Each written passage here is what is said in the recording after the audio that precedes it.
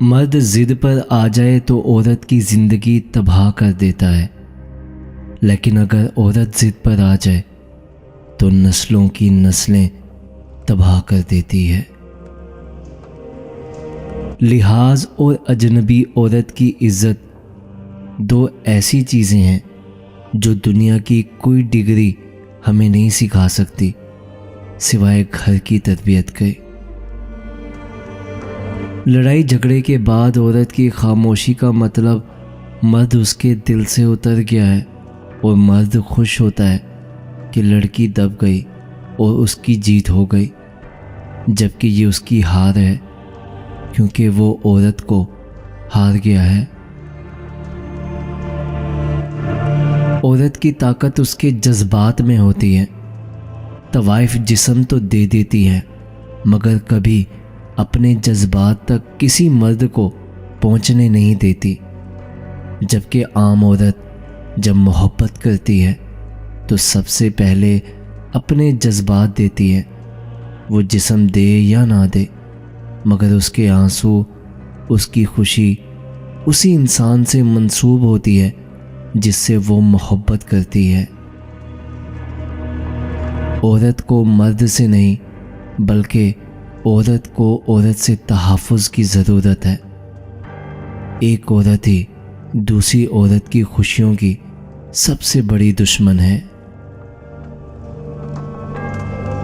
जब तक औरत परवाह करती है, अपनी जान को रोक लगाए रखती है, रोती है, तड़पती है, सिसकती है, लेकिन जब वो परवाह करना छोड़ देती है तो चाहे उसके सामने नाक रगड़ो या आग में कूद जाओ, उसे कोई फर्क नहीं पड़ता। ये मर्द का अलमिया है कि वो औरत से हमेशा मोहब्बत करना चाहता है, लेकिन पुरकशिश उसके लिए सिर्फ हुस्न होता है जो हमेशा नहीं रहता। मर्द उस औरत से आधी मोहब्बत करने लगता है जो उसकी पूरी बात सुनने लगती है। औरत को नए रिश्ते से इज्जत मिले तो वो गहरी मोहब्बत को भी कुर्बान कर सकती है। औरत मोहब्बत करे और उसे छोड़ने का सोचे, ये नामुमकिनात में से सबसे आला दर्जे की बात है।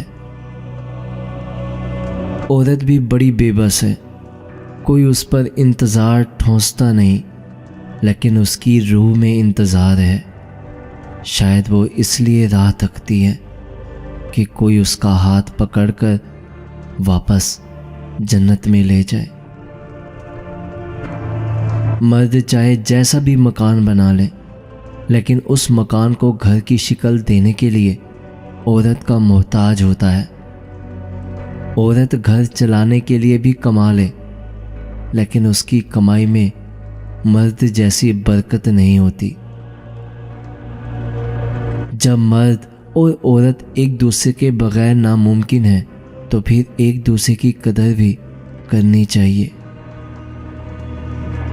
औरत की इज्जत करें जब वो किसी महरम के साथ घर से निकलती है, और औरत की ज़रूर इज्जत करें जब वो अकेली घर से निकलती है।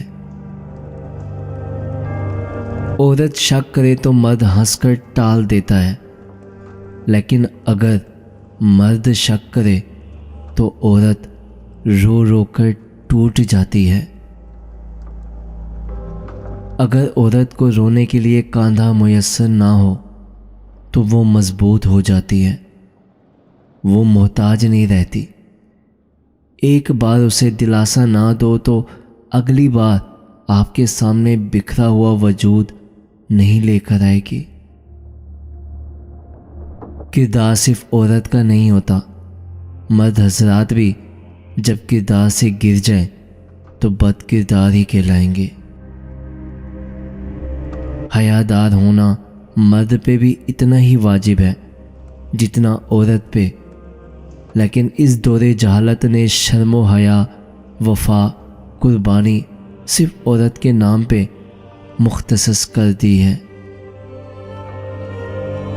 कितनी नाजुक होती हैं लड़कियां, पसंद का सूट ना मिले तो ईद नहीं मनाती, मगर एक नापसंदीदा इंसान के साथ चुपचाप पूरी जिंदगी गुजार देती हैं।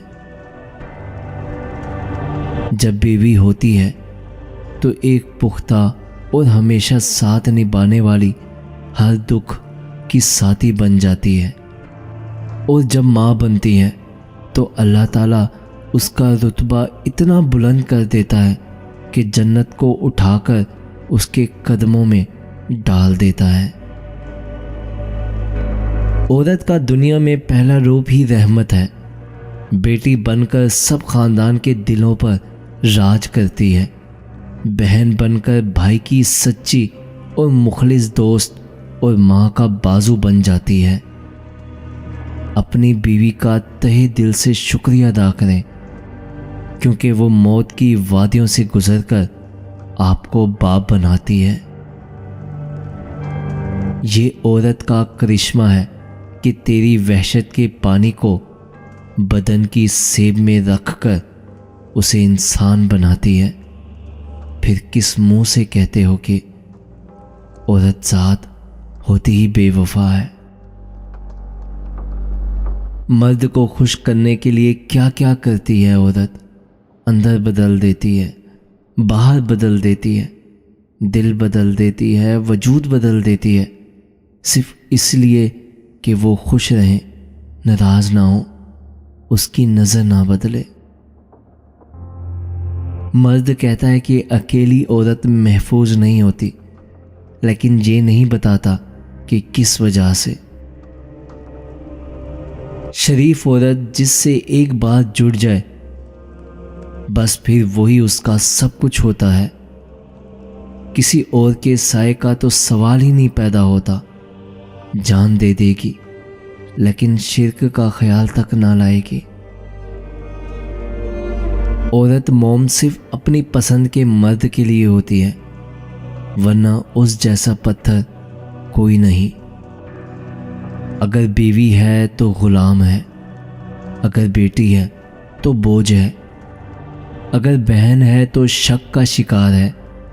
बस औरत अब माँ के रूप में ही कुछ अहमियत की हामिल रह गई है।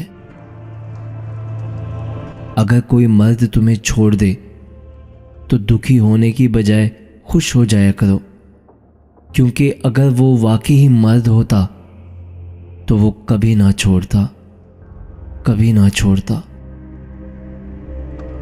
अपनी आंखों को संभाल कर रखिए ऐ इब्ने आदम। घर से निकली हुई हर मजबूर बेटी बेहया नहीं होती, बेहया नहीं होती। औरत को इज्जत रब ने तोहफे में दी है और मर्द को कमानी पड़ती है। औरत के तकद्दुस की हद यह है कि फरिश्तों से भी उसकी बनावट का पर्दा रखा गया, और पहली औरत उस मर्द की पसली से पैदा की गई जिसकी वो मुमकिना कहलाई, मुमकिना कहलाई।